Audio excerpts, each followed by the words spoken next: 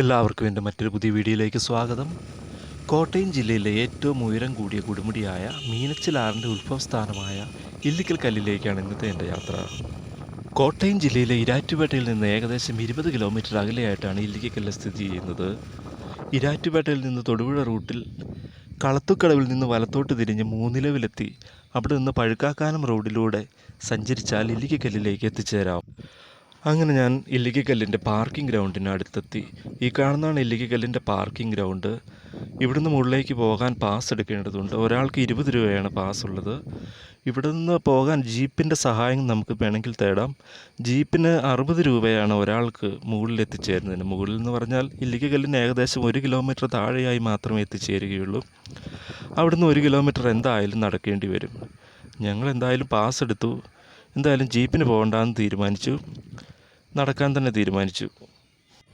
ഇവിടെ വരെ മാത്രമേ നമുക്ക് സ്വന്തം വാഹനത്തിൽ സഞ്ചരിക്കാൻ സാധിക്കുകയുള്ളൂ. ഇവിടുന്ന് പാസ് എടുത്തിട്ട് വേണം ജീപ്പിൽ പോകാൻ, അല്ലെങ്കിൽ നമുക്ക് നടന്നു പോകണം. ഇവിടെ കുറച്ച് ടീ ഷോപ്പുകളും ഐസ്ക്രീം കടകളും ഒക്കെ ഉണ്ട്. വെള്ളമൊക്കെ മേടിക്കാനുള്ള സൗകര്യമൊക്കെ ഉണ്ട്. ആവശ്യത്തിനുള്ള വെള്ളമൊക്കെ മേടിച്ചതിന് ശേഷം നമുക്ക് നടന്നു പോകാം, അല്ലെങ്കിൽ ജീപ്പിന് പോകുന്നവർക്ക് അങ്ങനെയും പോകാം. ജീപ്പിന് പോയി കഴിഞ്ഞാൽ കുറേ അതിമനോഹരമായ ദൃശ്യങ്ങൾ നമുക്ക് നഷ്ടമാകും. അതുകൊണ്ട് നടന്നു പോകുന്നത് തന്നെയാണ് ആരോഗ്യമുള്ളവർക്ക് നല്ലത്. അപ്പം ഞങ്ങൾ പതിയെ കാഴ്ചകളൊക്കെ കണ്ട് പതിയെ നടന്നു തുടങ്ങി. ചുറ്റും അതിമനോഹരമായ കാഴ്ചകളൊക്കെയാണ്.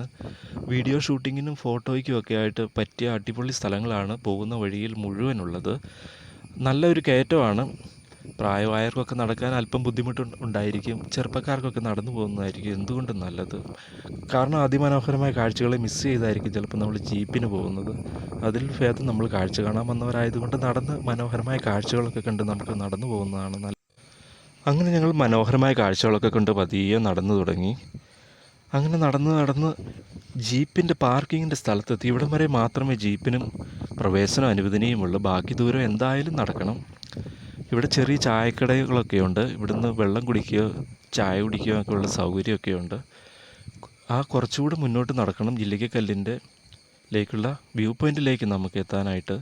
അങ്ങനെ ഞങ്ങൾ നടന്ന് ഇല്ലിക്കല്ലിൻ്റെ വ്യൂ പോയിൻറ്റിലേക്കുള്ള പാതയിലേക്ക് കടന്നു. ഇവിടെ എത്തുമ്പോൾ തന്നെ ഇല്ലിക്കല്ലിൻ്റെ അതിമനോഹരമായ കാഴ്ചകളൊക്കെ കണ്ടു. ഇവിടെയുള്ള കാഴ്ചകളൊന്നും പറഞ്ഞറിയിക്കാൻ വയ്യാത്ത വിധം അതിമനോഹരമായ കാഴ്ചകളാണ് ഇവിടെയുള്ളത്. ഈ കാഴ്ചകളൊന്നും പൂർണ്ണമായി ക്യാമറയിലേക്കൊന്നും ഒപ്പിയെടുക്കാൻ സാധിക്കുകയില്ല. അതിമനോഹരമായ താഴ്വാരങ്ങളും കുന്നുകളും ഒക്കെ പറഞ്ഞറിയിക്കാൻ വയ്യാത്ത വിധം ഭംഗിയുള്ളതാണ്. ഈ കാണുന്ന പാതയിലൂടെയുള്ള കയറ്റം അത്ര ഈസിയല്ല. അല്പം ബുദ്ധിമുട്ടൊക്കെയാണ് മുകളിലേക്ക് കയറിപ്പോകാൻ. കാരണം ഇതിന് ചുറ്റുമുള്ള മണ്ണൊക്കെ ഒലിച്ചു പോയി മുകളിലേക്ക് കയറാനൊക്കെ അല്പം പ്രയാസമുള്ള കാര്യമൊക്കെയാണ്. എങ്കിലും ആരോഗ്യമുള്ളവർക്കൊക്കെ കയറിപ്പോകാം. പ്രായം ചെന്നവർക്കൊക്കെ കയറാനൊക്കെ ഇച്ചിരി ബുദ്ധിമുട്ടായിരിക്കും. അപ്പോൾ ഇതാണ് ഞങ്ങൾ ഇല്ലിക്കല്ലിൻ്റെ ടോപ്പ് വ്യൂ പോയിൻറ്റിലെത്തി. ഇവിടെ നിന്നുള്ള കാഴ്ച അതിമനോഹരമാണ്. ഇവിടം വരെ നമുക്ക് പ്രവേശനം സാധിക്കുകയുള്ളൂ. ഇതിനപ്പുറത്തേക്ക് നമുക്ക് പോകാൻ സാധിക്കുകയില്ല. ഇല്ലിക്കല്ലിൻ്റെ മറു സൈഡിൽ കൂടെ വേറൊരു വഴി കൂടെയുണ്ട്. ആ വഴി ചെന്നാൽ ഇല്ലിക്കല്ലിൻ്റെ പിൻഭാഗത്തെത്താൻ സാധിക്കും. പശ്ചിമഘട്ടത്തിലെ ഏറ്റവും ഉയരം കൂടിയ കൊടുമുടികളിൽ ഒന്നാണ് ഇല്ലിക്കല്ല്. 3 കല്ലുകൾ ചേർന്നാണ് ഇല്ലിക്കല്ല് ഉണ്ടായിരിക്കുന്നത്. സമുദ്രനിരപ്പിൽ നിന്ന് ഏകദേശം 4000 അടി ഉയരത്തിലാണ് ഇല്ലിക്കല്ലിൻ്റെ സ്ഥാനം.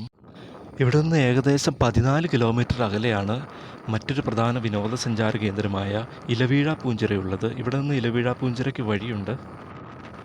ഞാൻ ഇന്ന് വന്നത് നല്ല തെളിവുള്ള ഒരു കാലാവസ്ഥയായിരുന്നു. അതുകൊണ്ട് തന്നെ ഇല്ലിക്കല്ലും അതിൻ്റെ താഴ്വാരങ്ങളൊക്കെ അതിമനോഹരമായി കാണാൻ സാധിക്കും.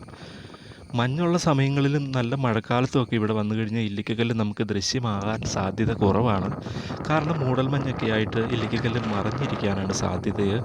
അതുകൊണ്ട് നല്ല തെളിവുള്ള സമയങ്ങളിൽ വരാൻ ശ്രദ്ധിക്കുക. ഇല്ലിക്കല്ലിൻ്റെ ബാക്ക് സൈഡിലേക്ക് ഒരുപാട് ആൾക്കാരൊക്കെ വരുന്നുണ്ട്. പക്ഷേ ബാക്ക് സൈഡിലേക്ക് വരണമെങ്കിൽ ഒരു 3 കിലോമീറ്റർ നടക്കേണ്ടി വരും. അതികഠിനമായ പാതയൊക്കെയാണ്. ഈ വഴി വരുവാണെങ്കിൽ ആണ് ഇല്ലിക്കല്ലിൻ്റെ നല്ലൊരു ദൃശ്യം നമുക്ക് ലഭിക്കുന്നത്. ഇല്ലിക്കല്ലിൻ്റെ പ്രധാന പാറയുടെ പകുതി ഭാഗം അടർന്നു വീഴുന്നതിനാൽ പകുതി ഭാഗം മാത്രമേ ഇപ്പോൾ അവശേഷിക്കുന്നുള്ളൂ. ഇവിടെ നിന്ന് ഒഴുകിയിറങ്ങുന്ന നീർച്ചാലുകളാണ് ക്രമേണ മീനച്ചിലാറായി ഉത്ഭവിക്കുന്നത്. ഈ കൊടുമുടിയുടെ മുകളിലായി ഐതിഹ്യമായി പറയുന്നുണ്ട് നീലക്കൊടുവേലി ഉണ്ടെന്ന്. അങ്ങനെ ഞാൻ പതിയെ കാഴ്ചകളൊക്കെ കണ്ട് പതിയെ തിരിച്ചിറങ്ങുകയാണ്. അപ്പോൾ വീഡിയോ ഇഷ്ടപ്പെട്ട് ലൈക്ക് ചെയ്യുക.